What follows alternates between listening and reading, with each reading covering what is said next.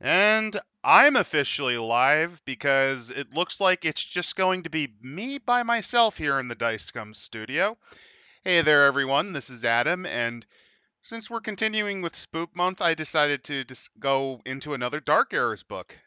In this case, we're going to cover cursed not ancient Egypt, Victorian Egypt, aka the ruins of empire. So, this is taking place around the time of British mummy mania, which is an amazing period in time where the European powers looked and discovered old ancient Egyptian ruins and became obsessed with the fact that they believed that you had to preserve bodies. Otherwise, then you couldn't move on to the Undying Lands because your body's condition was part of the. I believe they had 6 souls. The Egyptians believed that there was something like 6 souls because there's your mental soul, physical soul, being, essence, and I think there's 2 others that I don't quite remember. The British in particular were amazingly obsessed with the stuff, especially when they gained control over Egypt in the 1880s, mainly because of revolts by native Egyptian nationalists against the ruling class and the Europeans that were exploiting them to build the Suez Canal. Anyway, that's a lot of politicking. Let's just get into the book. So, this is actually a Mummy the Cursed scenario, from what little I looked into. And it's quite obvious. By the third paragraph, they even admit the situation's not foreign to the deathless because, well, let's be fair. To them, Egypt being gone and them waking up around that time, it's not the first time they've had to deal with an empire that's just completely gone away. And they go into details about what they're experiencing, which is a flood of Europeans who are looking to effectively turn them into locomotive fuel or to chop them into bits to sell to tourists for a few shillings, or actually it'd be a few quid, because in the 1880s that was quite a small fortune. Man, I hope Kanye makes a new rap album about how the white devils are chopping up his black ancestors to fuel locomotives. Hey Randall, I wasn't sure if you were going to show up. I wasn't sure if it was going to be a I'll one-man pop in band. for I'll pop in for a little bit. So yeah, this is Mummy the Cursed. Basically, there's 2 types of mummy in the world of darkness. There's the old world where it's just a race to get to Egypt to become the immortal superhuman man. You have to Mm-hmm. go to Egypt to become that. And then there's Uh-huh. this where you're basically ordered by Cthulhu to do things for him Okay, the, because you the were the first servants of one just horrible sounds gods. like JoJo's Bizarre Adventure, part 3. But the second one sounds cool. Yeah, basically you wake up in your coffin, you have no idea who you are, but you can instantly alter reality. And it's a ticking clock to gain memories on what the hell you're supposed to do and why, and to do what the gods are demanding of you. And these gods are not pretty ones. All right. Sounds angsty and a world of darknessy. Yep, and in this case, you wake up and a bunch of Europeans are taking your brethren and chopping them into bits to sell to tourists for a few dollars. Or using them to fuel their trains. Or They're just making them into melatonin. or stealing them and putting them in museums to show off. Don't worry, the Egyptian Khedive signed off on all of it. I mean, ignore that he was put at gunpoint by the French and British to open up their country for exploitation. Ignore that part. No, he's a Jacobite. He's one of the spawn of Yakub. Against him, the native ruling dynasty of Egypt at the time were not native; they were Albanian. I'm not even kidding. The ruling God, monarchy of Egypt was Albanian in origin. God, that's embarrassing. Imagine being ruled by Albanians. Muhammad Ali Pasha, the strongest of the Ottoman governors at the time, and the only one they couldn't put down. At his peak, he ruled Egypt, Sudan, the entire Levant, and Medina and Mecca. When was this? 1800s. Yeah, the Ottomans were really crap back then. Technically, Egypt was supposed to belong to them. Technically. Oh. But the French funded the Egyptian Khedive, and then when they inevitably lost, the British eventually stole the French's claim on the Suez Canal. Yes, the French built it, the British stole it. But don't worry, the French stole it from the Venetians. I'm not even kidding. It was a multi-steel game on who got this canal. And it eventually culminated in the British invading the country because an Arab nationalist named, I think, Urabi, managed to get a good chunk of the native Egyptian army, which is impressive given that most of the army was actually a mixture of fucking Turkish and Albanian Mamluk mercenaries. I'm not even kidding. And the British just kind of walked in and told the Khedive, "Yeah, we rule you now as a protectorate." And things went down Imperialism. and things went downhill from there. So at the beginning of the 20th century, it's specifically when they found the Valley of the Kings, they awakened in unprecedented numbers, a century before the next Sothic turn. Do you think it's because the British were just burning deathless? Of course. Of course. They're using their technology to steal the life rafts of raw from our ancient brothers. uh, the best part is they don't actually name the gods to really highlight how eldritch they are. They're just simply known as the judges of the Duat. They Ooh. have no name recorded in language. They just are and will be. So the big themes of this book are unlife among the ruins, which they go into details about how during this time Western Europe was in a gigantic dick waving contest. Yep. Who can conquer most of Africa? Hint, it was the French, much to everyone's embarrassment. Although not as embarrassing as Italy, which lost to the which lost to the Abyssinians. Although in the Abyssinians' defense, the gap between them was actually much narrower at that time. And they go into details about how awful the Great War is, which is pretty fair. The Ottoman Empire basically dies around this time. Although it's been a corpse for like a century by this point. And the mummies that wake up during this era are just kind of massively confused. And at the same time, they're kind of happy because they're watching. You ever sometimes just sit there going, I kind of wish civilization would just burn itself alive? Yeah.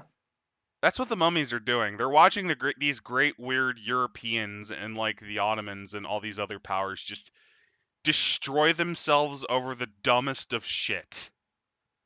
And watching as their entire countries burn down. Because this basically goes, oh look, even your technology. You're joking, but this is why. Even your technology can't help you from destroying your own civilization. Like we're not backwards. Humanity itself is backwards. If you're gonna scream that, the mummies are basically are like, haha, guns and bombs don't prove that they're any better than we are. I mean, these are people who wake up and can basically erase you from existence. Keep that in mind. They can do that. Unfortunately, this also means mummies are increasingly woken up by their cultists threatened by the onslaught of war. So imagine you're like in your coffin, you're in your sarcophagus, and these cultists keep waking you up because, oh no, war's gonna happen. I tell him to go back. Let me go back to sleep, motherfucker. I don't fucking care. Who are you? Pretty much. The descent into the Great War mimics the descent of the mummies, aka the writers have used the background to really go into details about what the mummies are doing at this point. At the opening of the 20th century, the promise of the industrial world as a place of bounty and wonder are imprinted upon the consciousness of people from the technologically developed nation. The crushing war that follows drives home the point that these heights, the fall is precipitous. You know, for a minute there, I thought that like we had an anarcho-primitivist writing that segment. So Yeah. the consequences of the second industrial revolution have never been the same. While the deathless are always servants of their judges, the world is at the dawn of a new century challenges this notion too. The tumult of trench warfare and the imperialist spread of the European powers strains idea of faith. How could any god permit the massive No, you don't get to say that. You want to know how the mummies came to be? Massive, horrendous, amazing death metal band levels of sacrifice. Tens upon tens of thousands of people were sacrificed body, blood, and soul to pave the way for the mummies. Because basically, they burned all of those other guys just to have you keep going. Because the ritual was you would always serve the judges. By the way, one of the things you can run into that can absolutely destroy you are, you know those sacrifices that were made to make you? Some of them didn't get fully absorbed. And they're still walking around, and they remember perfectly, and they hate you. They hate you because their life fueled you. So, that's walking around. I just find it weird that the deathless would question the judges that order them to, I don't know, grab a Denny's fork for 5,000 years in the future. I'm not even kidding. That's like the dumbest version of that quest, but that is something that can genuinely happen. You're just ordered to collect stuff. Cthulhu orders you to sort his pocket knife collection. I sort glass. Just an undead atrocity. He's like, I sort glass for the great judge of the Duat, which is like this horrid fusion of man and bird that screams in vile epithets in a language that you can't understand but intrinsically know. Mood. Curses great and small. So, yeah, when you wake up at this time, there's a great strain on personal activities because of the war. And let's see. Mummies in this era watch the world's descent as nations grapple with each other and their lifeblood spills. Countries lose their sense of identity and vanish like an eremite dream. For the deathless, there's no great change. Aram had its fair share of military conquests and wars, but it raises the question, is the world itself trapped in a cycle of descent? Is this the end of civilizations like the Bronze Age collapse? I mean, hey, they were alive during that time. Well, not really alive, but, you know, they saw it. Though mummies are used to being outsiders in the societies they awaken, in this modern world they become quite a bit less strange than some of the people with whom they associate. Groups like the Theosophical Society, the Rosicrucians, Yes, we're getting roost rate bullshit. and of course the LTI all have roots in this era. Pursuing ideas are, they heard it first here, the Rosicrucians are a mummy cult. It's not all of them, but mummies often use, mystical societies of relatively influential men to, be their servants. So you could have, I don't know what the equivalent of a Masonic lodge is for the Rosicrucians. I'm not familiar with them, really. But Probably. you could just be like a crappy frat house, bruh, and you're like doing a drinking contest with the Smitty Werber Jaegerman Jensen #1 hat. And then the mummy that your great granddad collected wakes up and orders you to do stuff for him.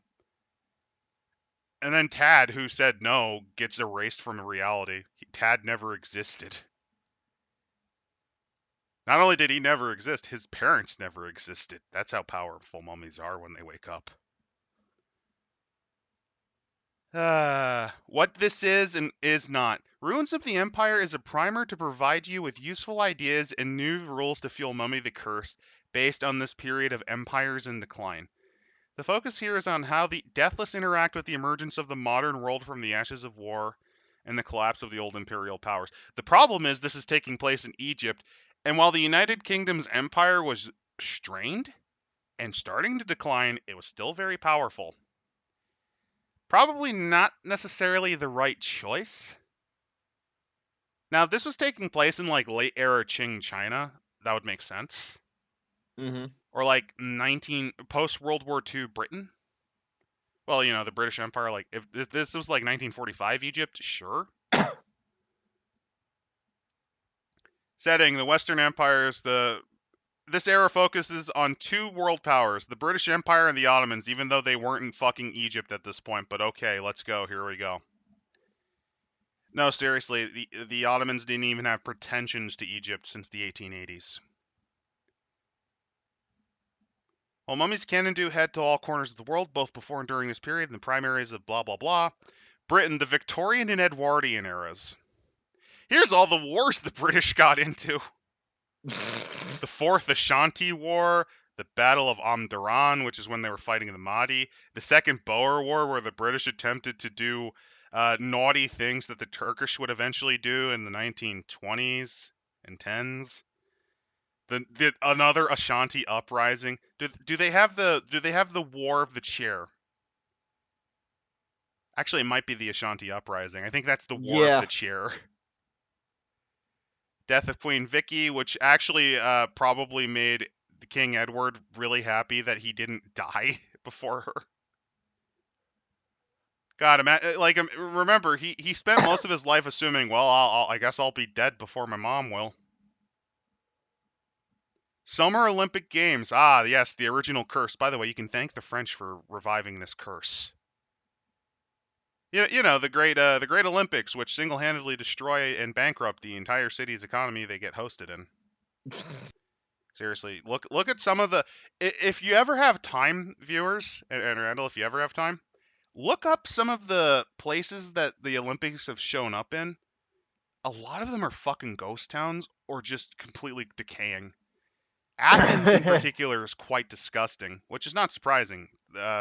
Greece's decision to try to host it is half the reason they went through their financial meltdown.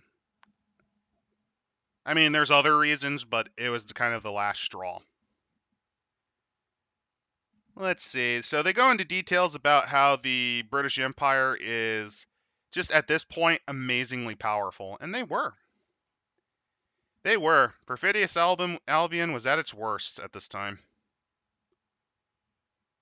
With British archaeologists spiriting away large number of relics and mummies for safekeeping in museums, deathless often have little choice but to follow.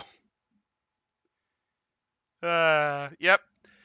One of the funniest things is that the Greek government actually politely asked the British Royal Society of Archaeology, "Can we have some of the stuff from the Pantheon back?" And they just said no, because the British looted like half of the stuff from around the Pantheon, and then noblemen sold it to get gambling money. I'm not even kidding. Like there's all these.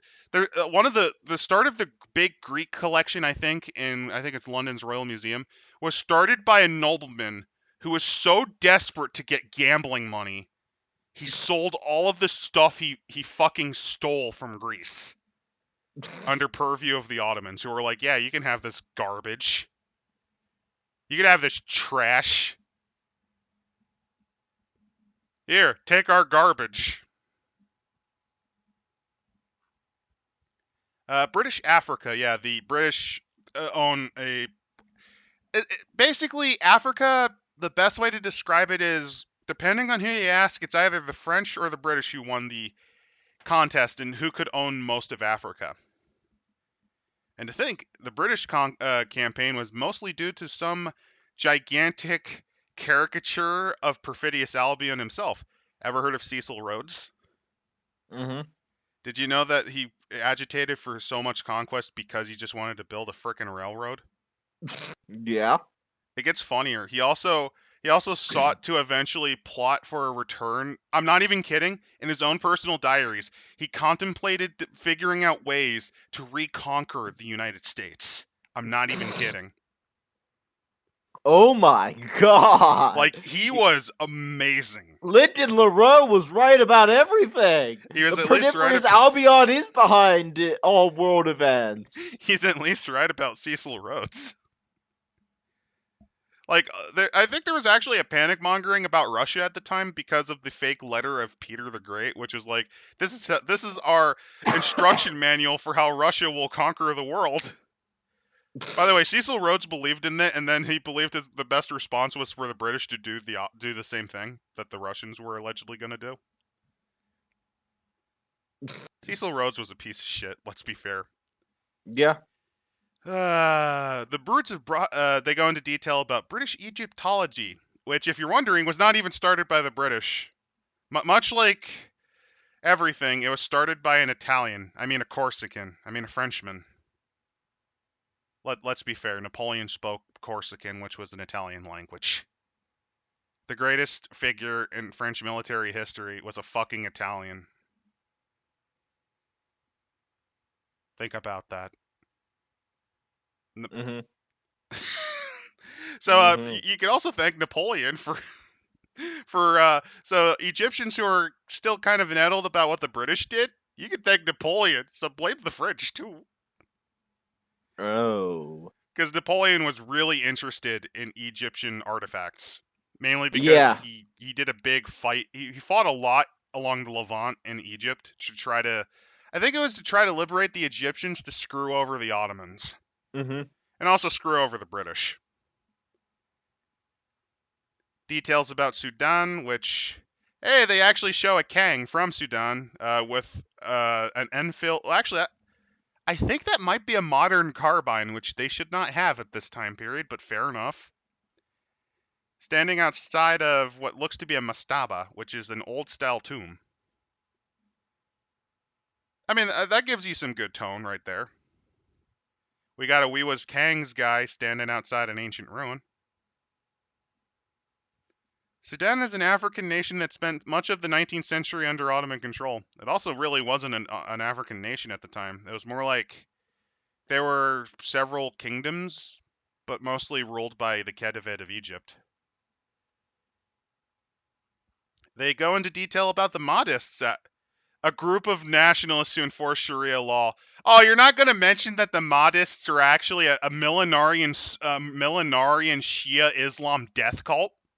Yeah, oh shit, this sounds awesome. Yeah, okay, so during the 1880s, there was a guy, I forget his name, who proclaimed himself the legendary Mahdi, the final, basically the final messiah for Islam, who was supposed to come at the end of the world. He proclaimed himself as such and managed to conquer much of Sudan. And he actually got as far as to pick fights with both the British, Egyptians, and he actually kicked the ass of Ethiopia too. He rampaged throughout North and East Africa. Wow. It took 15 years for the British to put him down. And they only fought as hard as they did because he once ambushed a British army and killed, I believe it was, his name was General Charles Gordon. The Mahdi actually can claim to have decisively defeated European armies. And the best part is, I believe he's partially at fault for the whirling dervishes of Somalia, too, since they were inspired by the millenarianism of Shia Islam at this time.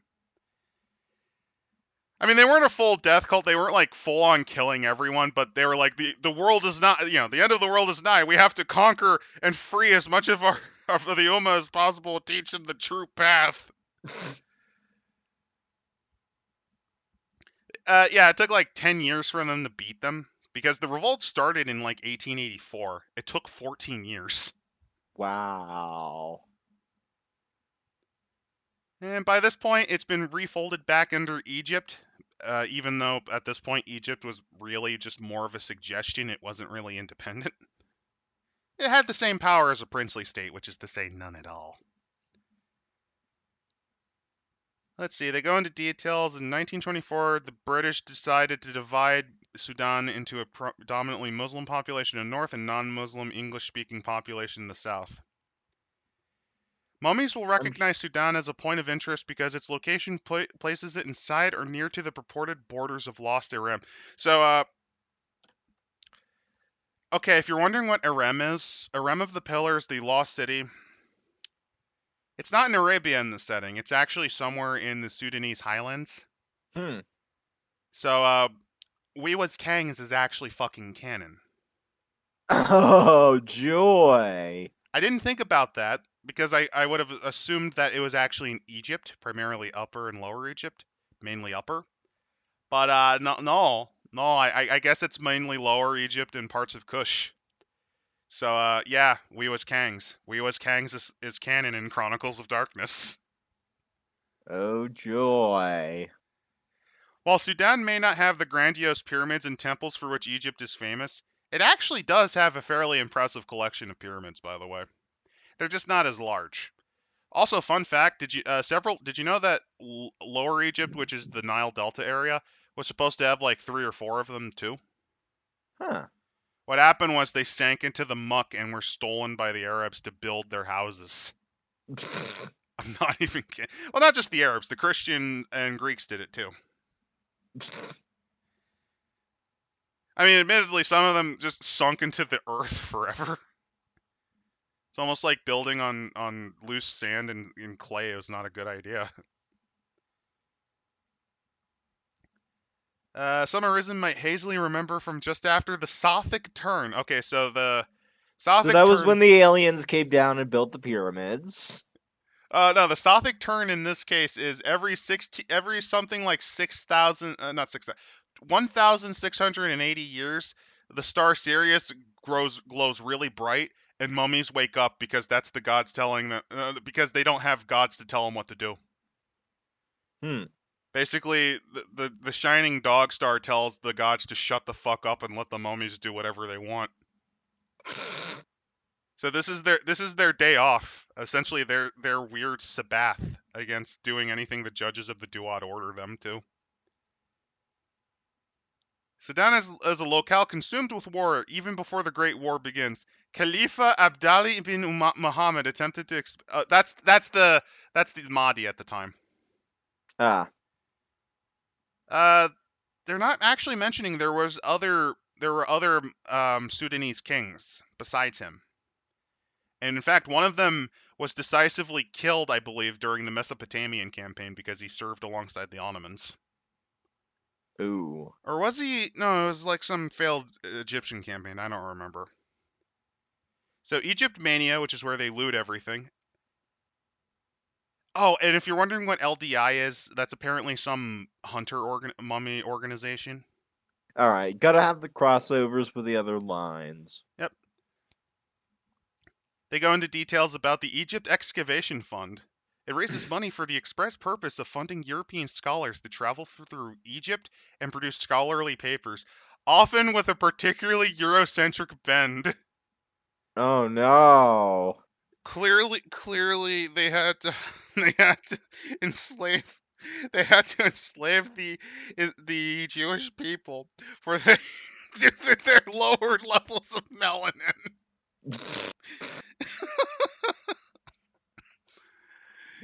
Oh man.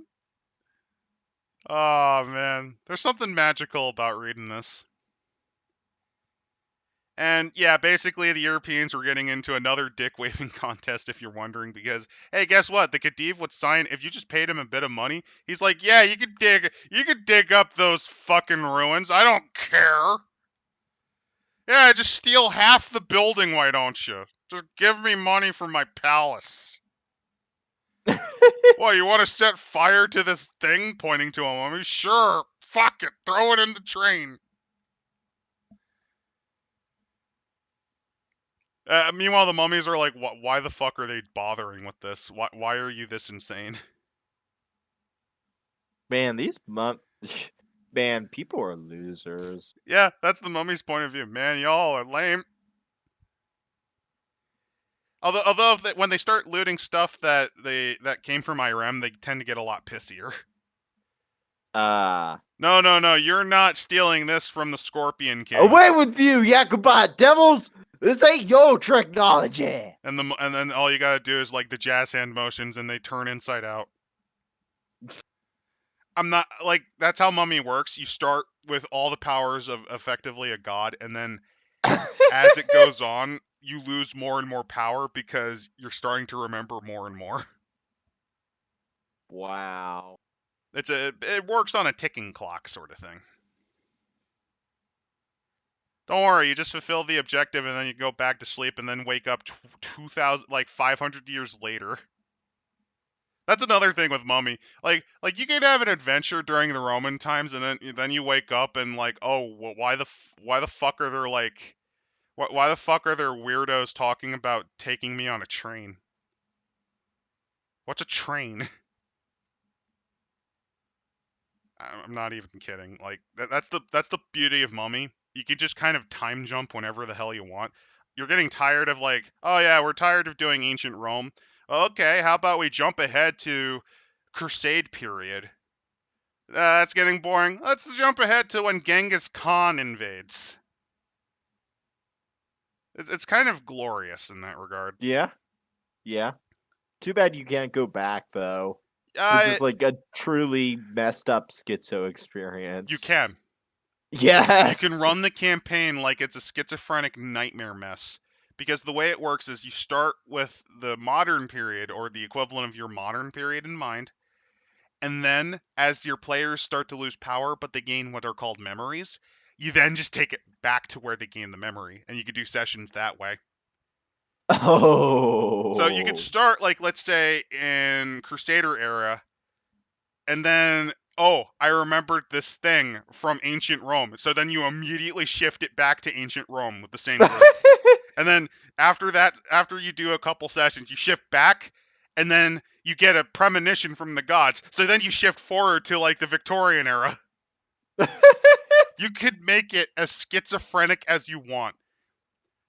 Now, it's hard to do because you have to plan it out, but that is one of the other fun things about Mummy.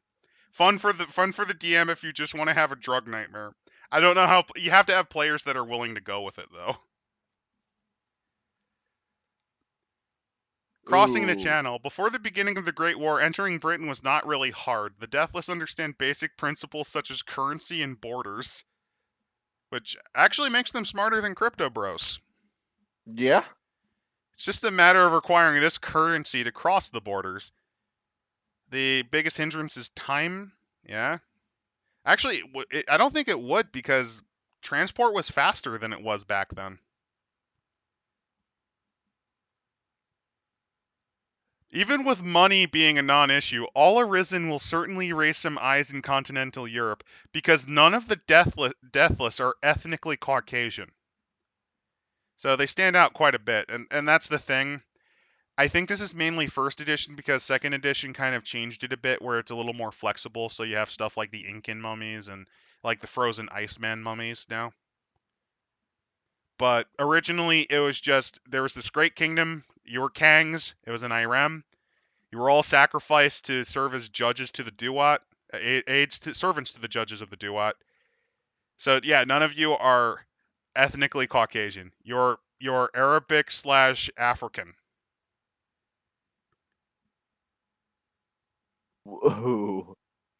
Slavery has only been abolished in Britain for a few decades at this point, and issues of race and class distinction are still paramount. Yeah, no shit.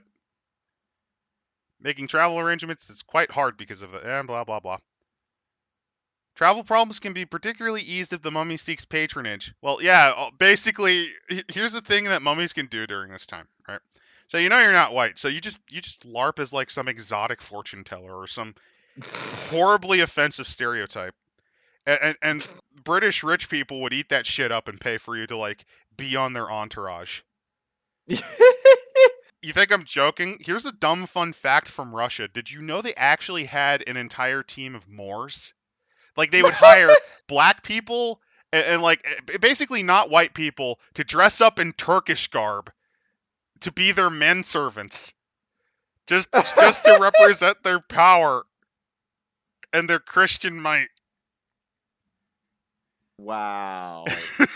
It's like let's hire the token Moor to serve me tea. It's so it's so dumb. Amazing. 19th century Europe is so dumb. Yeah. The arisen in their cults can serve as local guides, mystics, or historians in order to secure patronage. Yeah. Once the Great War begins, traveling to England becomes a dicier proposition. They take its borders much more seriously once the war is on. That's why they still allowed passenger ship travel from America. Yeah, dom-doms. I mean, yeah. Although that could be that could be a stupid one shot. You're all mummies and you're on the Lusitania. You're on the Lusitania when it sinks. It's not gonna bother you because mummies can. To give you an idea, you know what the worst that happens if you're a mummy and you get completely obliterated? What? You just come back. It's one of the curses of immortality. No matter how badly you destroy their bodies, they'll just grow back in their sarcophagus. It only becomes an issue when I believe their canopic jars get destroyed, because that's where the source of their power is. So if you want to destroy a mummy, you got to destroy their canopic jars. Although it does mean if you preserve their canopic jars, they can survive the sun exploding. They'll just that's a thing. Being a mummy is kind of a nightmare because as long as your canopic jars still exist, you're there until the end of time, buddy. I mean the full on end of time. Ooh. Yeah, we don't understand the concept of forever, and that's the life you live when you become one. Thankfully, you sleep for hundreds of years usually, unless people bug you. Here's some stories for England. Whenever searching for a stolen vessel, pursuing another mummy, or fighting against a rival cult, a mummy in England has much to experience. England is itself the site of many ancient supernatural groups. So if you want, you could play mummy cultists having to punch out Dracula in a crack den. I'm not even kidding. If you want to do it, you could. That's what I like about Chronicles of Darkness. Yes, it's kind of a negative because there's less lore and meta plot, lore, meta plot. There's less organizations and settings that are like completely ingrained. But Mm-hmm. because it's a toolkit like GURPS, you could just make whatever the Yeah. fuck you want. You want to play Rosicrucian party bres that are ordered by a mummy to beat up Dracula in a mob war in like Southside London? Sure, you can do that. You want to play Dracula Mafia in like Chicago? Sure.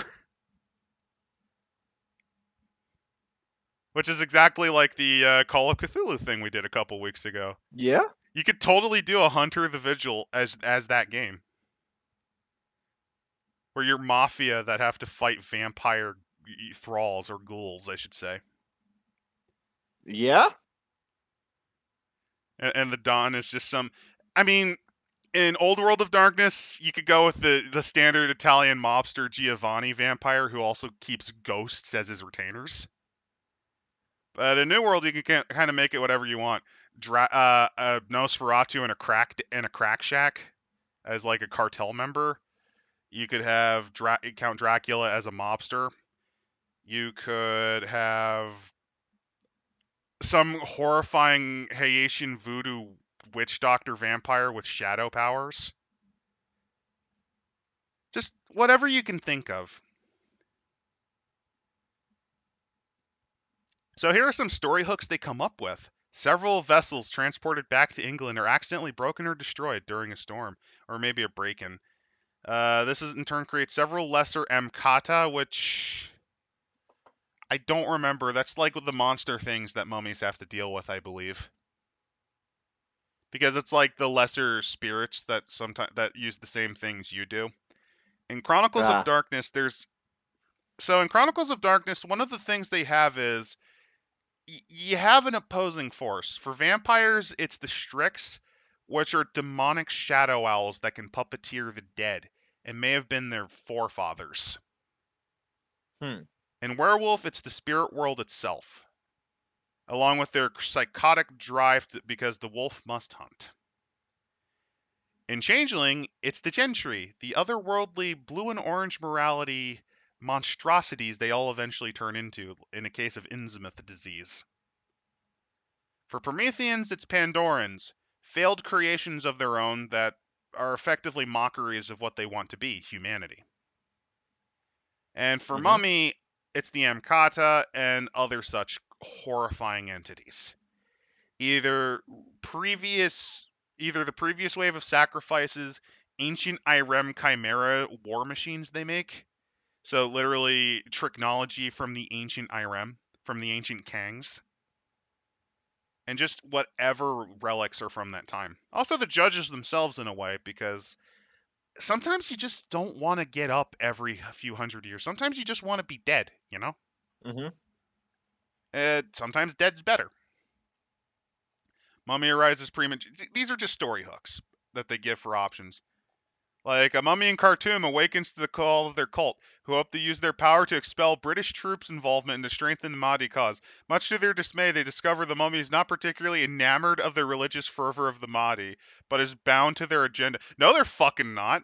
It's their cult. They can do whatever they want, unless the judges are telling them to. Are the judges of the Duat siding with the Mahdi in this war? That makes a lot more questions when you think about it. In a pastiche of The Secret Garden. Hey, have you ever seen that movie, Randall? I've never have. Yeah. Yeah. I remember liking it as a kid. What's it about? I've never seen it. Shit, it's been a while. I think it's fuck. I don't know how to explain it right now. That's fair. I don't know either. I guess they're gonna summarize it for us here. So some Yeah. lonely children find a hidden garden in a manor house where the emotionally distant owner of the manor has secured certain vessels that they acquired in their youth. Though he does not realize it, the curses from these objects have led to emotional trauma and death in his family. The children, unaware of this, have taken to playing into the garden among the relics, and the magic has given them a small measure of magical fulfillment, making coincidences seem to happen, causing animals to behave unusual, or offering illusionary glimpses of fantasies that the children play. This reads more like a Cthulhu story, honestly. Yeah, that's not what I remember. This is the secret garden in a Call of Cthulhu But that setting. sounds fucking cool. That's the thing about Mummy is I think besides Changeling, they're the closest to Lovecraft in a way. Like, if you just want horrifying things beyond your kin and reckoning, this is one of them. So when the Deathless arrive to reclaim their relics, it becomes clear the curses and power have infected the whole household. But does the mummy steal away the relics and leave the children with shattered memories and mundanity? Or wipe out the affliction by stooping to murder? Are you gonna kill these kids? Are you gonna kill these kids? Do it. Do it. Kill the kids.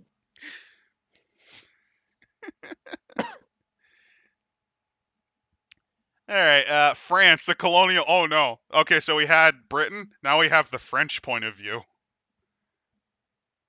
Oh no. So yeah, at this point, France is coping and seething. Well, actually, they're not even coping. They're just sneeding. They're sneeding in rage because the Germans kicked their ass in a gigantic, big fuck-off war, like in the 1870s. Yep. All because the French. So, okay, the French army at that point were horrible. They were just changing to a new gun. Their doctrines were terrible, and they were led Mhm. by a vainglorious idiot who basically destroyed their foreign relations with every nation they could have possibly had as an ally. His name was Napoleon III. He was a giant Uh, chud and fuck up. oh.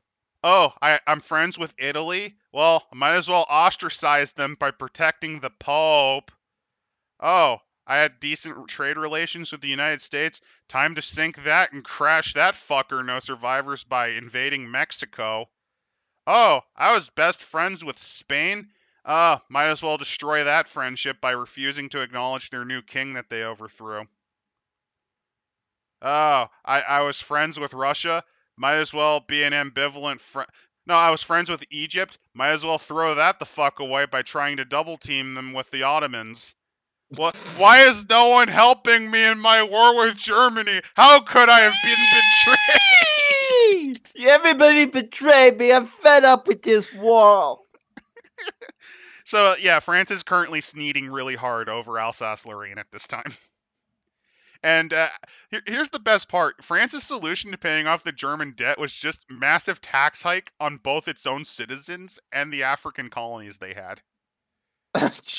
That's oh, Yeah, that's that's why they paid it off so quick.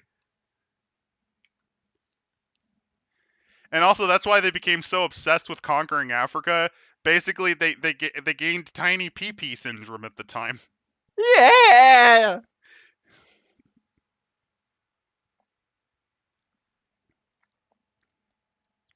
So let's see. Conservative elements early in the era put down attempts at a series of workers' revolution. They weren't workers' revolution. The French Commune was not a workers' republic. It was the city of Paris in a fit of delusionment, besiegement, and entitlement.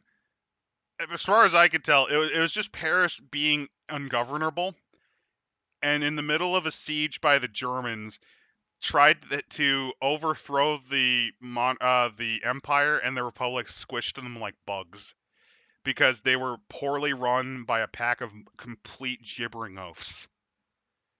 They elected their officers. They didn't fucking pick the most competent army commanders. No, they were voted on by neighborhood. Oh my god.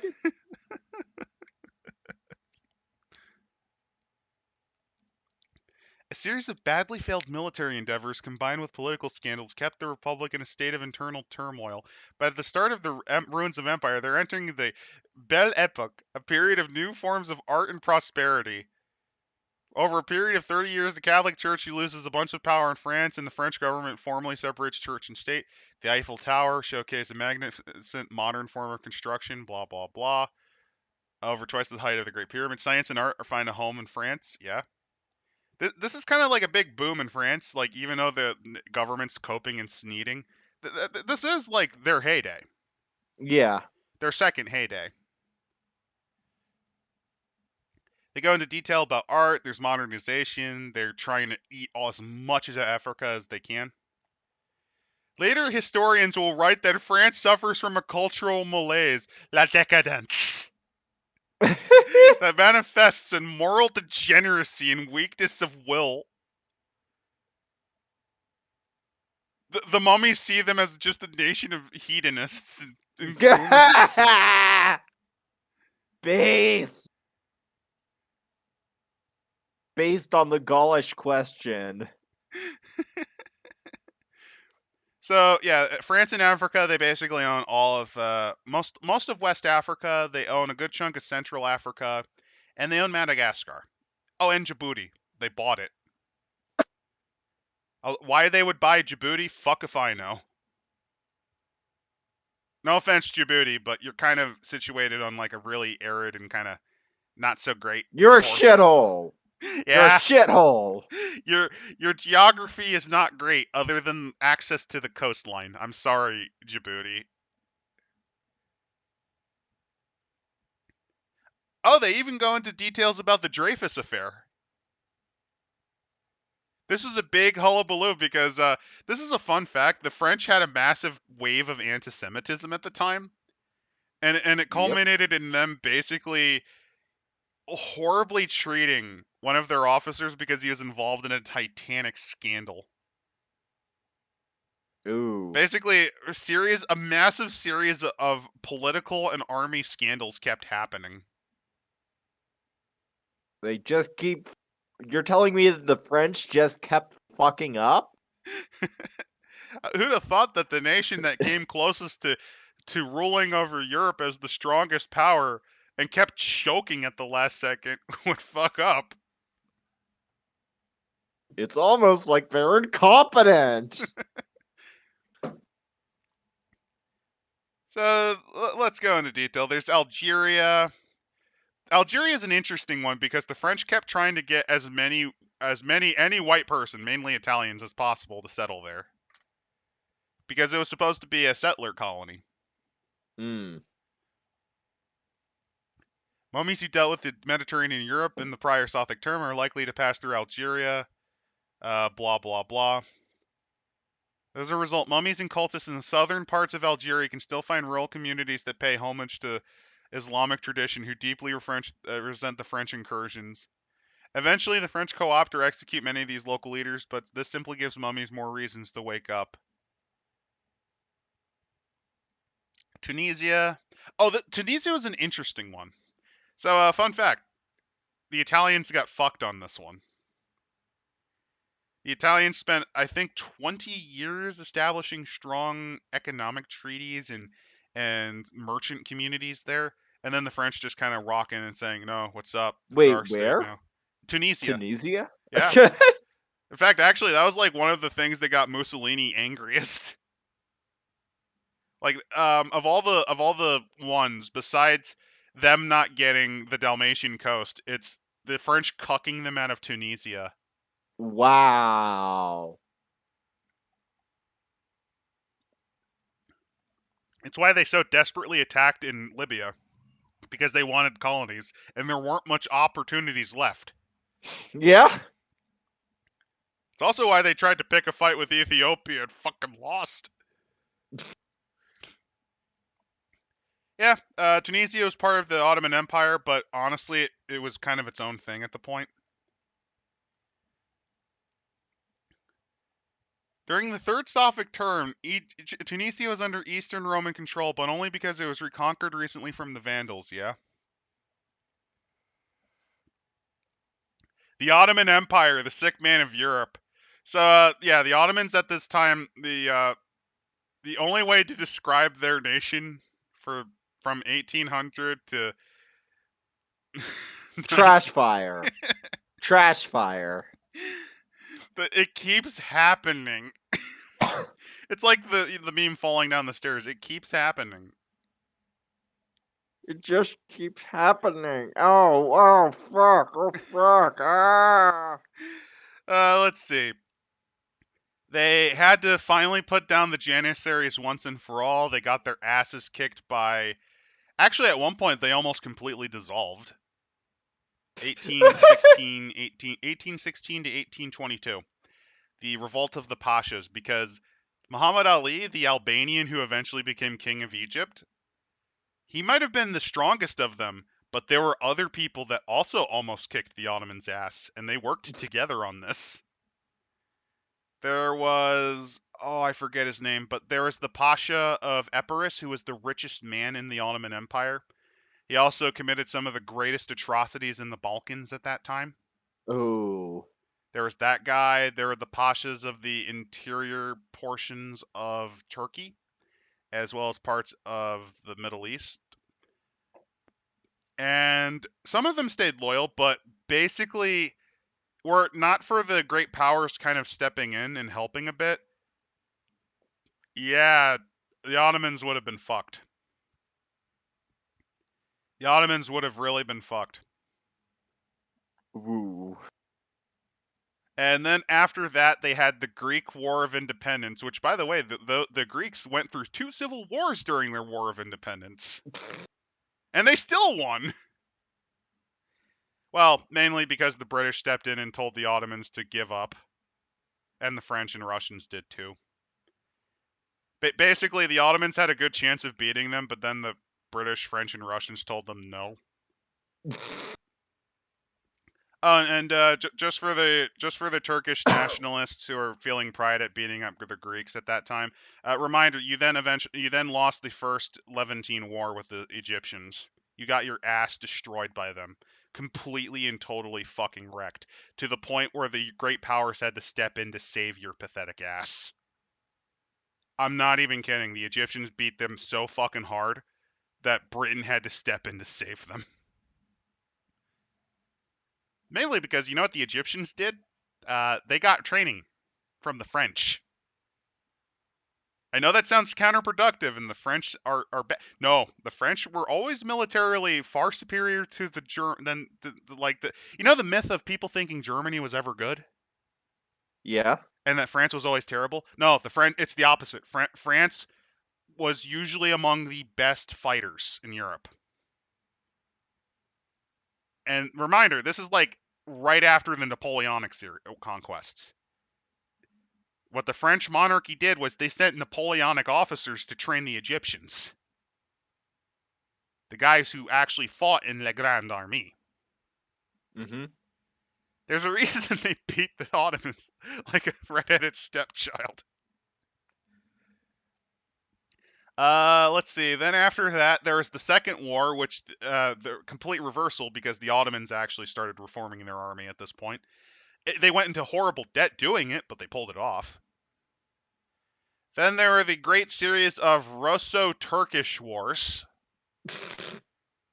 Mainly because what would happen is like a few dozen Christians would get murdered by, tribal weirdos on their pilgrimages.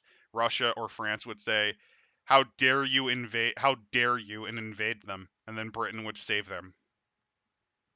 And then the Russians went too hard on that. I'm not even kidding. The Crimean War was because they were beating up the Ottomans too bad. So the British, French, and Ottomans gathered together to stomp a mud hole in Russia's ass. It didn't go great for either sides, but it basically made it so that the Russians had to wait a bit. Then the Turkish got their asses kicked again by Russia. They got their asses kicked again by their Balkan neighbors. And then they got their asses destroyed by Italy. Stop! He's already dead! It is, I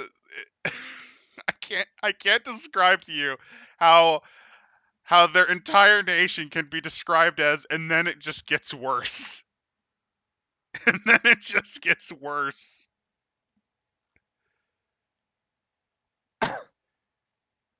Ah, yes, Constantinople. The greatest, the best part is you could go to Constantinople and feel like you're in Europe the moment you cross the strait. It was like medieval fucking Turkey. I'm not even kidding. Like Constantinople, you had all that glitz glamour. You saw European style roads. You can get access to things like proper cigarettes from France, nice brandy wines, and then you cross, and then it's narrow houses and dirt roads, and it feels like you're in 1402. I'm not even kidding.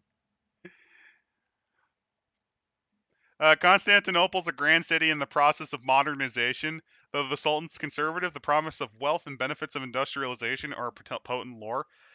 More along the lines of he's desperately trying to find a way to pay off his crippling, horrendous, titanic, Debt. hideous amounts of debt. Ignore it! No. He actually tried. That's the thing. I think his name was Abdul Menid, or it could be Abdul Aziz. Basically, the sultans at the time actually tried to pay it off. It was just so fucking big, and their economy so horrible that they couldn't. They were in a Greece situation where they couldn't pay off the debts they accrued. Especially since every few years Russia would try to step in and go, "Hey, buddy, we're gonna kick your ass some more." Like they had maybe 10 years of peace during the 1800s. Let me think. Napoleon kicking their ass in 1800, then the Great Rebellions of the 1810s, Greek War of Independence, Russia trying to stomp a mud hole in their ass in 1837, getting their shit wrecked by Egypt twice during the same period of time. Well, once, and then they wrecked again, and then they beat the Egyptians. Crimean War, massive revolts in the 1860s, Russo-Turkish War of the 1876, 1878. Then Balkans revolutions in the 1890s. Abdulmenid massacres of the 1890s. The theft of Egypt by the British in the 18. Notice how like every 10 years or even less they'd get something horrible happen and their Yeah. economy would eat shit. Yep. You can't really grow a nation if you're constantly getting your fucking face pummeled. That's what the Ottomans had to deal with. So Constantinople's kind of amazing, and they go into details about. Let's see, it follows the theme of the time. Blah blah blah. Vessels acquired to call to a significant reach. Do they go about the demons? Because demons are very prevalent in Constantinople at the time, as well as armies of vampire-eating cats. I'm not even kidding. That's an actual thing. Some stupid vampire basically befriended the stray cats of Ankara It's not in Constantinople. It's in Ankara. Basically, he had a bunch of pet cats that he fed blood to be his minions, and the cats, because they're cats, they realize, wait a minute, why don't we just gang up and murder him? And then that's what the cats have been doing to vampires ever since. Like, oh, you're gonna Good. pet the kitty, and then a horde of them just come out and use super strength to rip you apart and drink your blood. Good job. Good job, Good vampires. job. So they go into detail about other societies. The Young Turks, I think, get brought up. Do they go into details about the horrible things they do? Yes, they do. Yes, they do, which means this book is banned in Turkey. What type of stories do they... Very good, Aragon. Much good. And now the stream's banned in Turkey. It's fine. It's no big loss. It's okay. By the way, I can't unfortunately read the chat from this point of view. I have to figure out a way to not to do that correctly. But I did tweak it so that I now have chat as a see-through thing. One day I will find a way to make it so I can read it with you guys without having it on the screen. One day, maybe, I'll have enough brain cells to figure it out. Until then, it's been an hour. I'm probably gonna pop off. That's fine. We're at the end of at this part, and then finally there's Egypt, and I can cover the rest. All Thanks for right. coming on, Randall. It's nice See to have ya. someone with me. So, guys, let's take a little bit of a break. I'm curious if anyone's on the show. If not, it's fine. It is completely and totally fine. What's scarier, though? World of Darkness mummies or Rift Scarecrow? Rifts, because I don't know nothing about rifts. Seems legit. Sounds familiar to what would happen a few decades ago north of Egypt. Do they have the shortest war on record, the Anglo-Zanzibar War? Actually, let me look that up. Do they have it? Do they have Zanzibar?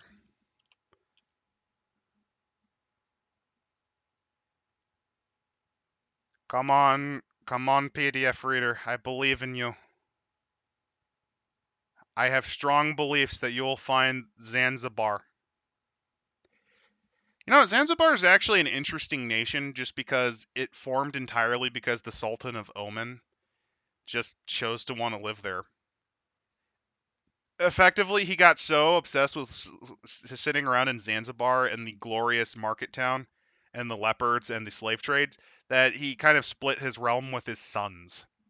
It's very interesting. All right, let's see who else is available. From Dell, didn't the Brits also eat mummy flesh as medicine? Yes, they did.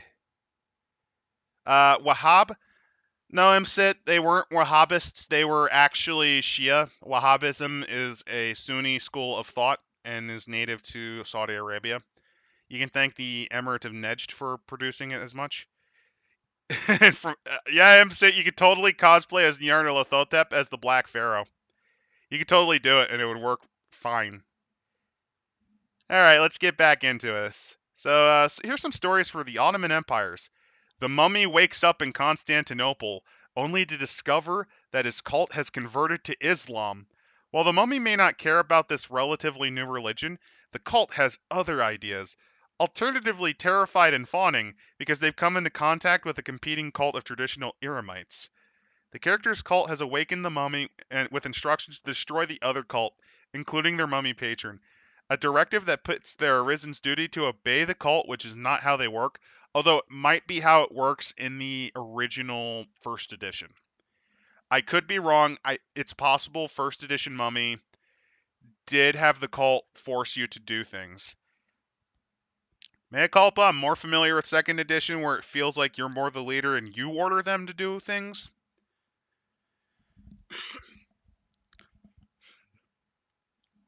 But yeah, basically you have to contend with, do you keep your cult or do you do sacred reverence for the duty of Irem? I think the only issue is this isn't really a good story hook. This is more of an interesting one-off. A member of the Caracal Society, who is an initiate of the cult, awakens the mummy right about the end of the war. demanding aid in the secret Turkish resistance. When the mummy asks for more specific info, the cultist insists that the mummy stop the British invaders. Killing British soldiers is ultimately a fruitless endeavor. The mummy will run out of Scum before destroying enough of the army to halt the advance, and will only draw. Yep. You have to find ways to fulfill the demands of the cult while remaining unobtrusive enough to avoid becoming the center of a full-scale effort. So, these hooks are a little bit limp. I've actually been kind of skimming. Let me see what the French ones are like, because I don't think I paid attention to those ones. Oh, they don't even have any for them. That's kind of insulting. Because, yeah, there weren't really mummies, but you'd think there would be some mummy cults and maybe a story plug here and there. And last but not least, Egypt, the old home, the land of kangs. Of course, while the European influence on Egypt is pervasive in this era, Egypt still has a rich historical culture all on its own. Yeah, because it kind of relies on its ancient historical culture all on its own. Dealing with European imperialists may be necessary, but the Egyptians are much closer to what mummies remember of the nameless empire. Not modern Egyptians, I'd say. I would not say that's the case at all. Besides, a typical mummy doesn't exactly fit in at the local British country club. So yeah, basically at this period in time, Egypt was technically independent because it was ruled by the Khedive, or the Khedive of Egypt, which is the royal title that they had. It wasn't really a kingly title because at the end of the day, they got the title for being administrators of the region. But technically, they were independent in a way, but really, it was the British running the show at this point. Any pretenses of Egyptian independence died in the 1880s.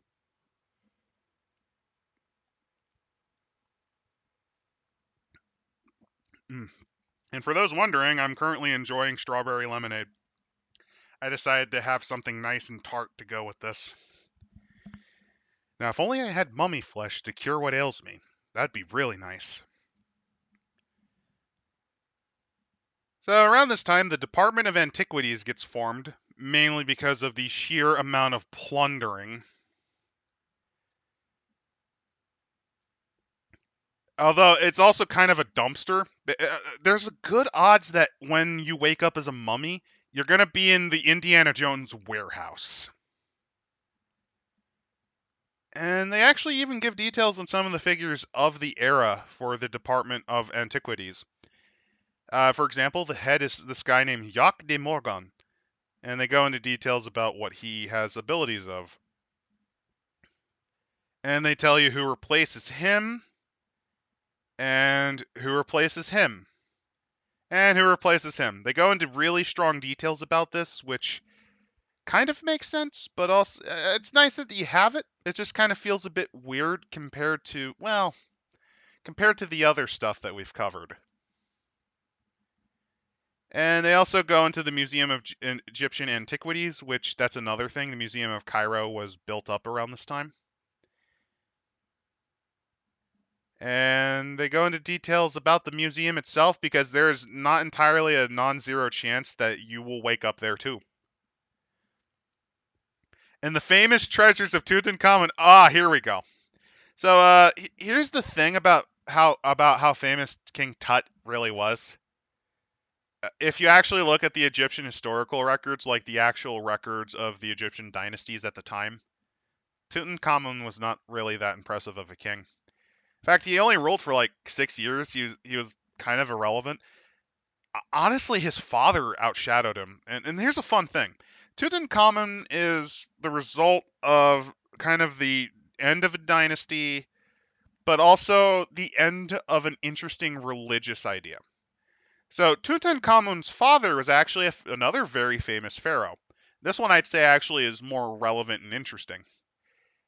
Tutankhamun's father was Akhenaten, the infamous Egyptian pharaoh who tried to promote a form of monotheism in ancient Egypt. He believed himself favored of the Aten, and he completely changed how the style of art depicting characters should be. He really heavily tried to change Egyptian society. He closed down all the other temples, and he tried to promote his own sun temples, which were open courts rather than closed, hidden places. He eventually died, and all of his pushes were essentially removed, and the priesthood, when they got back in power very quickly, tried very hard to do what's called damnatio memoriae, because the Egyptians believed that names had power. Names were the very last vestiges of your soul. That might have actually been one of the six they believed in. And if you erased a name, the true name that you're being, that is essentially making sure you stop existing, because to the Egyptians, oblivion was worse than death. And they tried extremely hard to wipe out Akhenaten. It's to the point where they hijacked his infant son, renamed him from I think it was called something like Tutankhaten to Tutankhamun, which was the name of Amun-Re, which at the time was one of the more relevant deities at that period of I think it's the 18th dynasty. And then when he died young, guess who took command? The relative, who happened to be the high priest of Amun-Re. It's a very interesting little fact. Tutankhamun mostly became noted because A, of all the stuff and documentation they had, and B, some poor bastard died of malaria or some horrible disease when they opened up the tomb. It was just really bad luck. I think it was either one or two people who did. And because of that, it kind of promoted the concept of the mummy's curse. And Universal desperately tried to cash in on it by making mummy movies. And then 60 years later, they came back with Brendan Frasier. And that's why Tutankhamun was relevant. Like, nowadays, he's a lot more relevant than he was in ancient Egypt, I should say. Because he accidentally killed an archaeologist somehow from opening up his tomb. Oh, man. One second, guys. The changing of the temperature's playing around with my head, I think. Either that or that lemonade is so good, it has given my nose things to think about. As for how the museum goes, it's, guarded by Egyptian police. The Department of Antiquities is very serious, so they'll make sure that everything's in place. So what this feels more and more like is this feels like a night at the museum sort of scenario, where every night you have to walk out and do things and then show up as an exhibit again.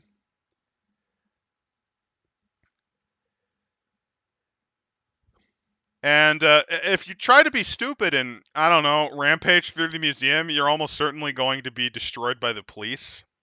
Or maybe by the relic. You're also relatively near the famous temple complex of Karnak, which that's one of the longest running temple complexes that was around. And they go some details about what Karnak's temple was about.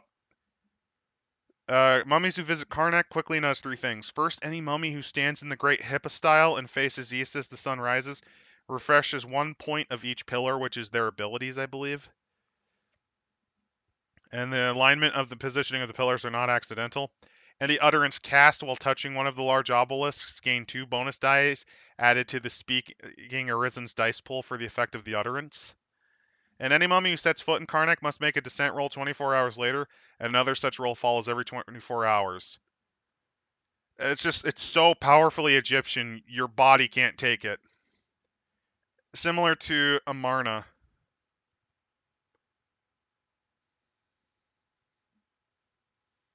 Oh yeah, Amarna. This is actually what I was talking about with Akhenaten's little temple complex. Basically, he tried to build his own religion, build his own city, but effectively, when he died, it went away.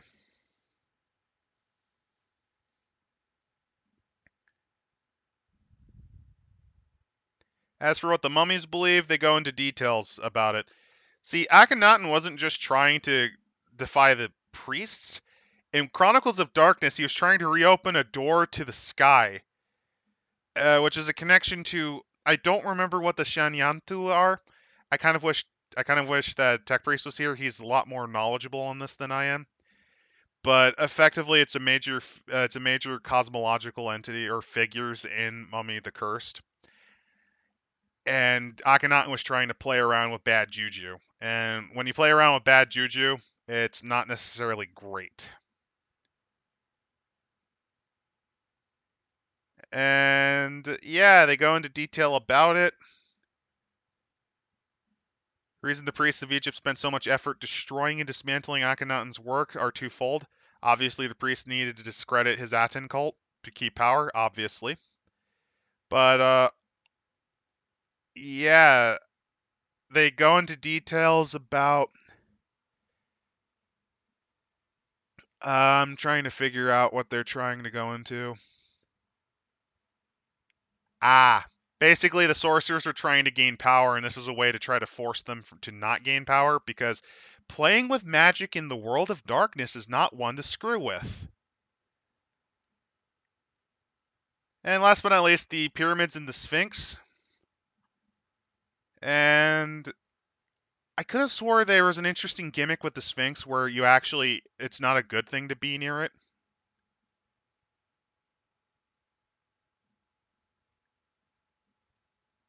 So yeah, for the mummies, the pyramids of Giza are nice, but the Sphinx, not so much. Also, the Sphinx may or may not be older than even, like, it's older than you think, apparently. The Great Sphinx of Giza is a powerful Masonic ritual site. And it's a perversion of Heka. That's why. The Sphinx has a habit of sucking away your Sechem, which is the thing that powers you. You don't want to lose it, or else you just go back in your coffin. You go back to the sarcophagus.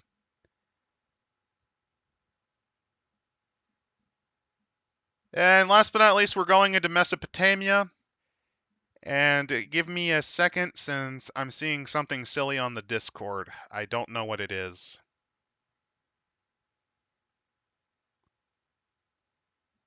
Can't be that important. I'm not seeing the. Oh, I'm seeing the alert buttons.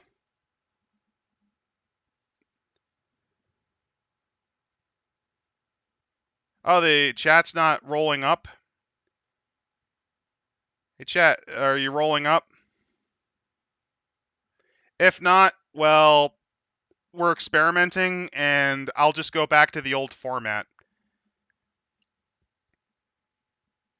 Islamic mummy, so you could start the Nation of Islam from Impsit. Yeah. Oh yeah, Atanism. So there was a pharaoh near the end of the 18th dynasty known as Akhenaten. He chose the title himself because Egyptian pharaohs can constantly. It might be because I have two versions of the same one. Let me close the other one.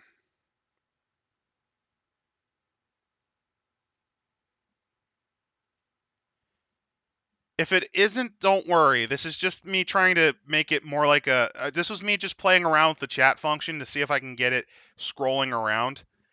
I do genuinely apologize. I will just probably go back to the old format since it seems to not be working too well. Oh, that's stanky. That's stanky. I just checked it out on OBS. That's a bit weird. It only changed when I had it open. That is weird. Let me.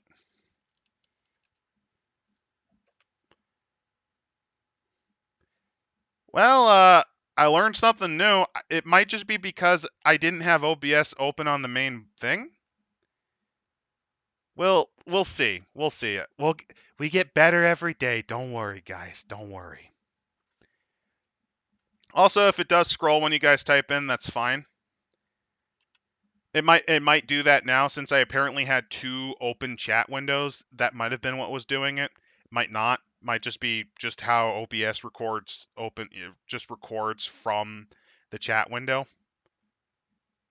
I'll have to experiment around with that a little bit because that is strange. Either that or I'll just go back to the old method. Either or. So they go into detail about Mesopotamia, which... So, mummies believe that Mesopotamia was settled by survivors fleeing the disappearance of Iram. And they go into details a little bit about where the ruins area is like. So during this period, Mesopotamia was ruled by the Ottomans, and it becomes the main staging ground during World War II against them because the Mesopotamian campaign. In fact, actually, the Ottomans were very invested in Mesopotamia. They were trying desperately to build a Baghdad to Constantinople railroad with the aid of the Germans. It was originally, I believe, the French or the British, but when they clearly started showing less favoritism, they went to the Germans for aid. And they were also trying to build another railroad down to their holdings in Mecca, because it would protect people who were traveling to the holy city that way too. It was just good policy. It's just, again, the Ottomans' economy was so bad that they didn't really have opportunities to. And fun fact, the nation we know of as Iraq was technically three, I think they're called sanjaks, three sanjaks, which were three provinces. Because the Ottomans did something that, in a way, made sense, since Iraq had three major peoples. You had the Kurds of the north, you had the Shia, I believe, of the Mesopotamian region. No, you had the Shia and Sunnis, which I forget which is where exactly, but that's how their sanjaks were divided. You had the main northern, you had the two rivers area, and then you had the southern part. And British being British, they tried to stitch it together into one functional nation.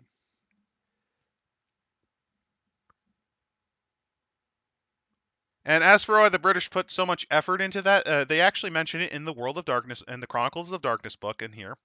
It's because the British were super reliant on oil. See, oil at the time was only known in a few areas.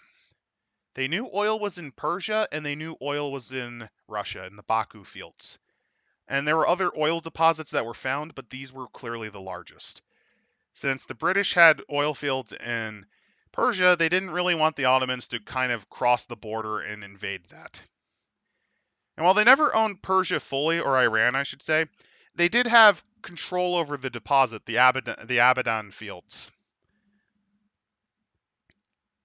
And as for that, post-war, basically the British set up Iraq as a nation around this time. And they go into the city, mainly Baghdad. And let's see, do they say anything interesting about Baghdad?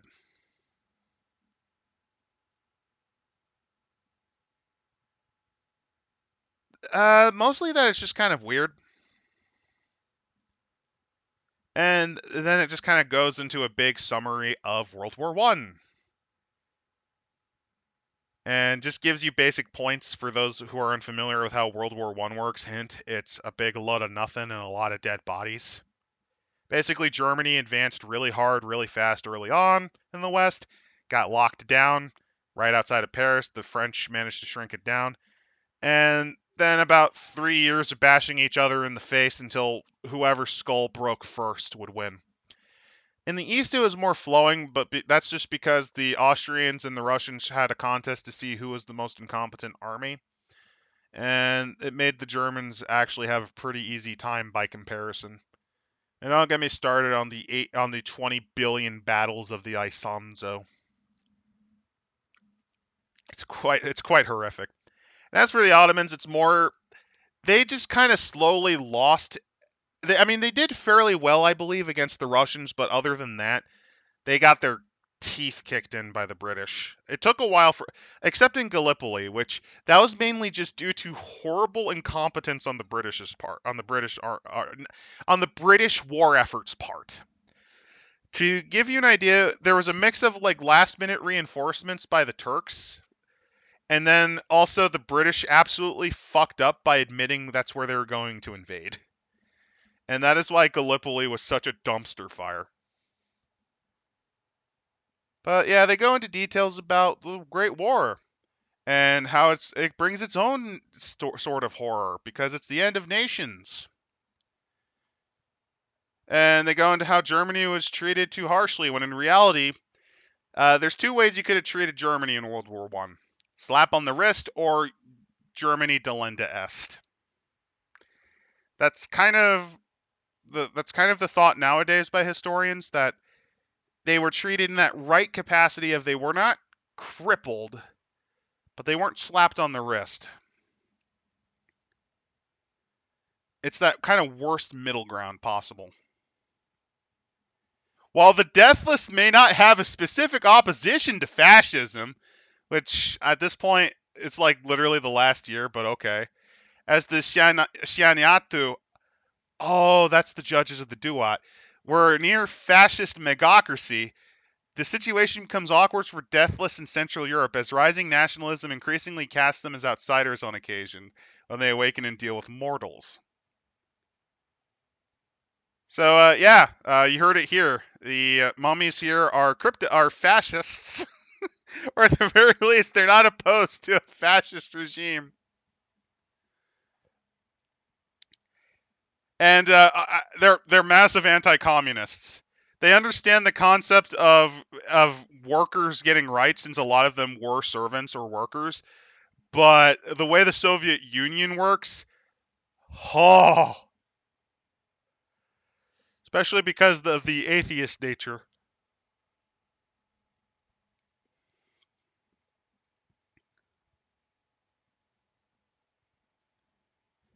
Oh, and on top of that,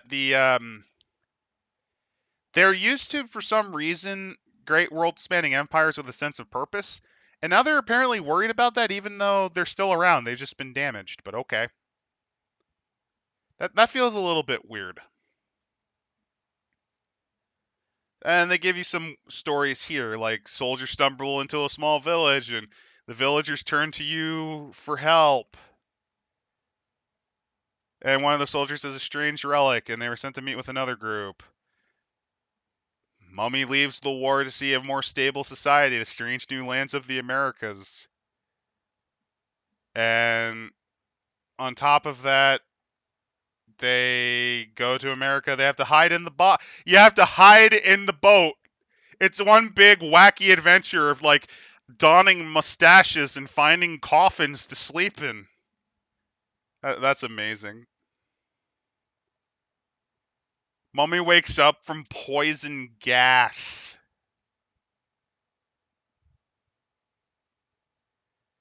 You have to escape your tomb from poison gas.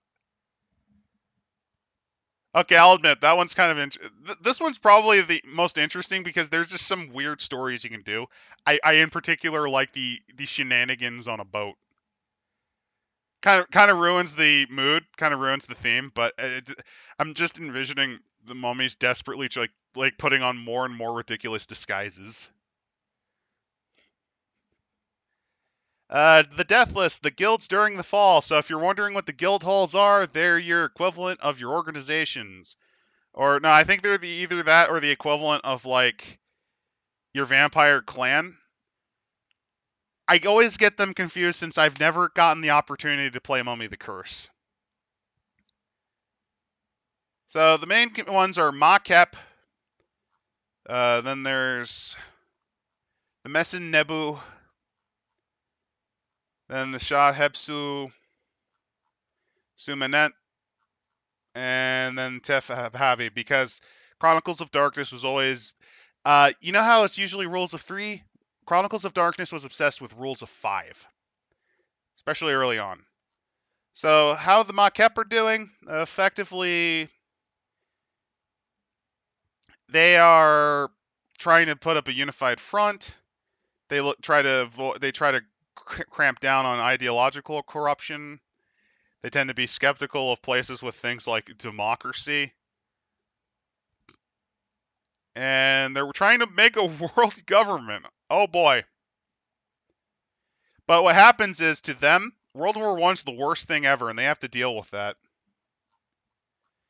The Mesin Nebu, these guys are your more I think they're your economists. The alchemists. So basically these guys are trying to aid the imperialists. They're doing things like trying to build up things like the Eiffel Tower or the Suez Canal. They're just trying to profit and rebuild things. They're just war profiteers. So if you want to make a merchant of death mummy, here you go. Shahepsu, yeah, these guys, they're the ones most affected by a lot of people screeching, "Dare no God," even though that kind of makes no sense given that, the thing about mummies in this edition is they are, unless on a Sophic turn, which it only happens a few times, they're guided by the judges. If they're woken up, they're given commandments by them, or I guess the cult in this case. Although the thing that really, you know, rustles their jimmies is because of what the Europeans did. All the looting has destroyed their archives, and they must record everything. So all the scribes can do are just sneed. They have to sneed. As for what are these guys? The Sumanent. What's their thing? Come on, give me just their actual thing as shepherds. Okay. So for them, apparently they're just going full Kilgore. It's business as usual. World War I was just business as usual, guys. It's fine. And the big problem is to try to avoid heresy. And last but not least, there's these guys, which they're the artists. And they're trying to build the ultimate city. They're trying to really dig into the new art styles and the rise of skyscrapers, which, let's be fair, if IRM is as amazing as they proclaim it to be, this is kind of getting closer to that, belief, the high-minded ideas and social planning. In fact, even though the League of Nations dies a horrible death, it gives them ideas. Now, the thing is, they make a point to state that the ideas they give you are just guidelines. You don't actually have to focus completely on that. And each guide's focus lends itself well to particular horrors. So the story you want to tell kind of gives you an idea on what guides you want. So if you're just like robbing museums, you probably want the artists to do it.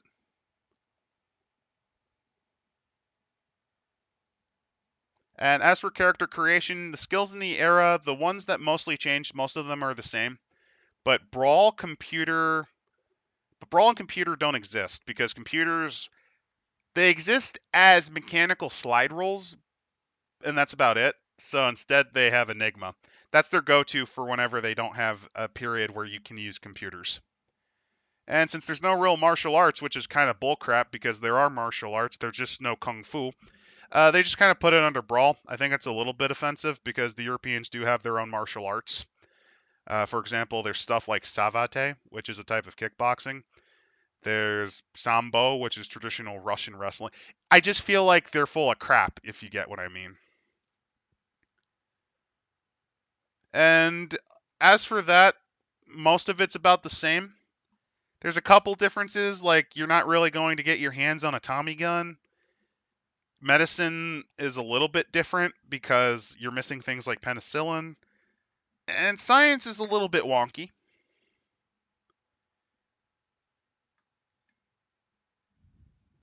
And as for merits, it's a difficult time to create a full-scale chronicle of Mummy the Curse, apparently, which is why we decided to write it anyway. I feel like this might be the worst sentence you could ever write in your book.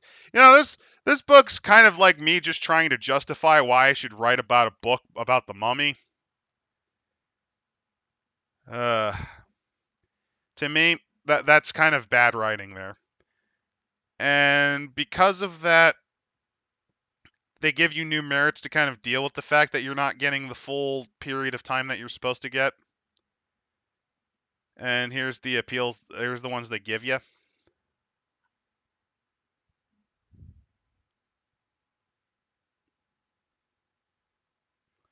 One of the big ones is interstitial lives, which is which is a merit that allows you to waken at odd times, which just allows you to go longer than others. visions of dead gods. And because there's not as many, because technology is a bit different, here's some affinities they get.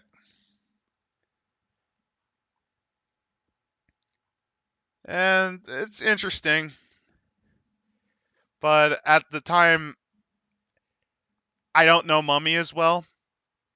It's just some relic regalia of the Mamelukes. I know what these are. Mamelukes, if you're wondering, were the slave soldiers of Egypt. They eventually took over. It's actually really interesting how desperate Egypt is to avoid actually having a ruling class of their own. At least historically, it's kind of very interesting in that regard. So effectively, the regalia of the Mamelukes allow you to take rusty pieces of crap and turn them into just brand new amazing weapons. You put magic into it to immediately renew them, which I think is interesting.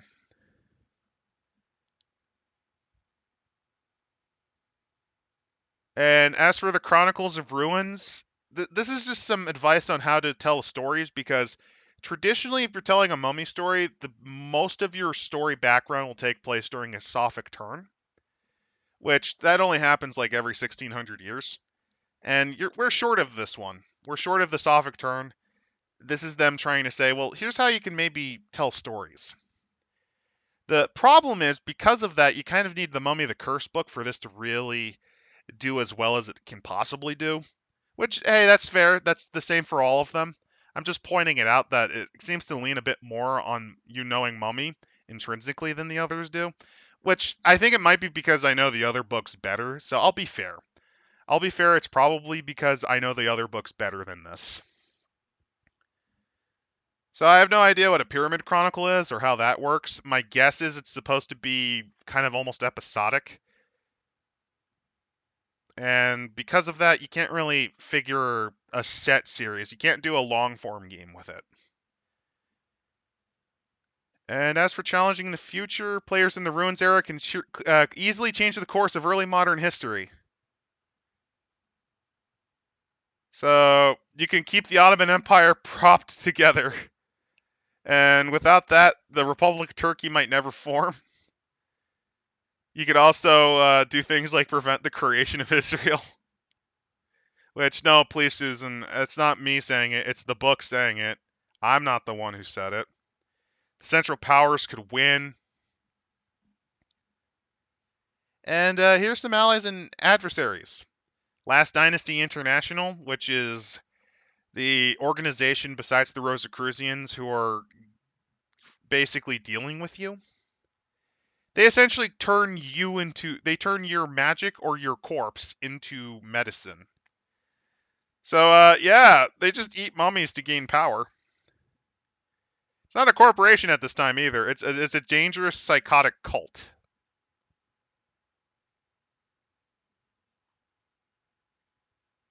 And they go into details about how their immortal concoction works after processing your body.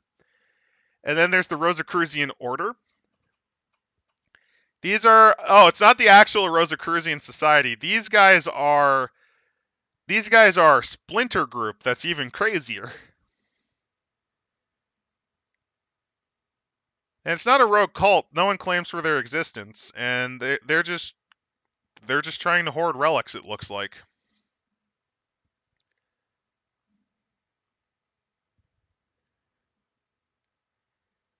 And then there's Jamiat and Nada al-Islamiyah, basically the Muslim leagues, which are trying to gain independence from the former corpse of the Ottoman Empire, from the British and from the French. Thank you, Britain and France. And here's some personalities of note. You could run into Ataturk and make a lot of Turkish nationalists the big mad. You could run into Howard Carter, who is a very noted Egyptologist. He's the guy who actually finds the Valley of Kings. And he's actually kind of like one of the key figures. There's Jacques de Morgan, the guy they bring up quite a bit. Emir Faisal, which was the king of Egypt. Lawrence of Arabia, because you could totally screw that up too. And they go into detail about Naziz Muhyiddin, who founded the Women's People's Party. Mehmed Rauf, the writer of the modernist novel Abel, which, if you're Turkish, cool, I don't know what that is. The final sultan of the Ottoman Empire. And last but not least, here's some mummies. Here's Anub. He does not remember many particulars of his old life. He's content to remain where he's currently situated because, yeah. As a middleman, Anub comes across as a collected, congenial, and always perfectly. He's your supplier of goods. There's Mabe. There's Mabe, who's essentially hoarding ruins and details and stuff like that. And here's some of the archetypes of the era. You could have the Arab skirmisher, so you're Arabian bandit. An enthusiastic Egyptologist, so a crazy person who wants to steal your skin and turn it into medicine. European infantrymen from the soldiers. Local laborers, the old world courtier. And here's some quick story generation tips. So you just roll d10s, and this allows you to just kind of make up as a DM your story. It gives you some basic points, and then you just kind of stitch it together, which is kind of cool. And they even give you a sample tomb, just if you're not very familiar with making maps, here's a very simple tomb that you can make. And they give you sample traps, the level of peril, which is how dangerous they are. The classic Indiana Jones boulder, they have that. I like that. They have the collapse, all your standard Indiana Jones traps, and Brendan Frasier, the mummy. And last but not least, here's the list of stuff that they took inspiration from. It's a pretty large bibliography. And we'll wrap it up by seeing what the other guys are doing at this point. So, vampires at this point, they're all over the place, especially in the ruins area.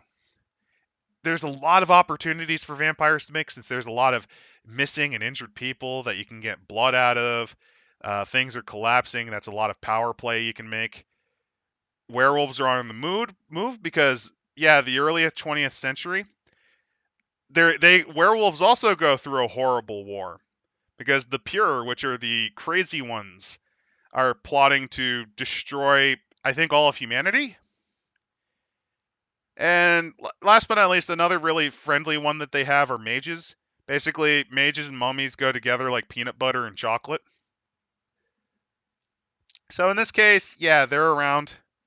As for the created, they're just kind of there. Although Mary Shelley's Frankenstein was around. And the changelings are also around. I'll say that the Chronicles of Darkness section they plugged in at the end is a little bit weak. Mainly just because it just feels like it was tacked on at the end. This was very clearly just purely a mummy one. And the details they give for the other creatures just not as strong. So since I'm by myself, chat, what did you guys think of it?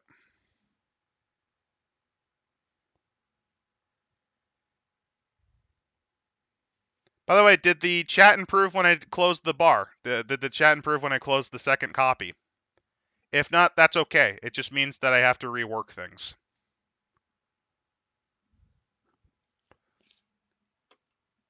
I can say one thing. Apparently, chat very much did not like the text, so I'm probably just going to go back to the old method.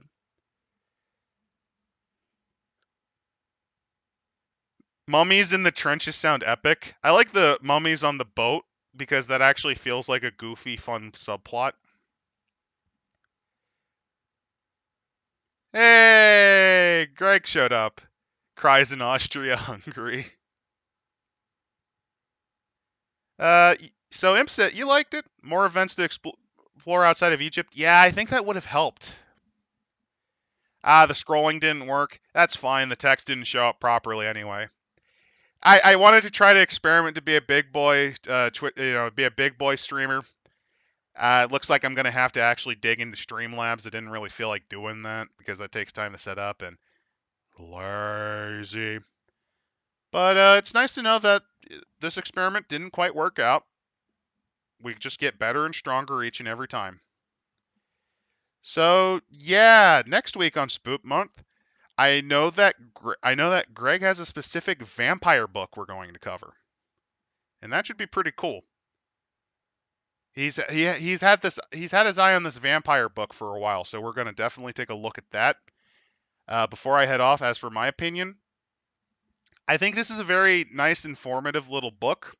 It's a nice little add-on piece for Mummy, especially if you want to do some interesting events during World War One.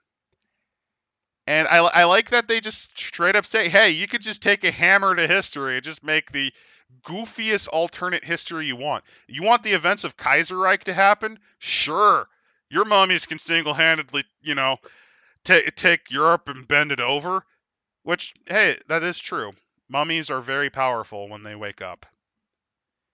But yeah, next week is the vampire book. I'm actually looking forward to that one because Greg told me what it was, and it's looking pretty good.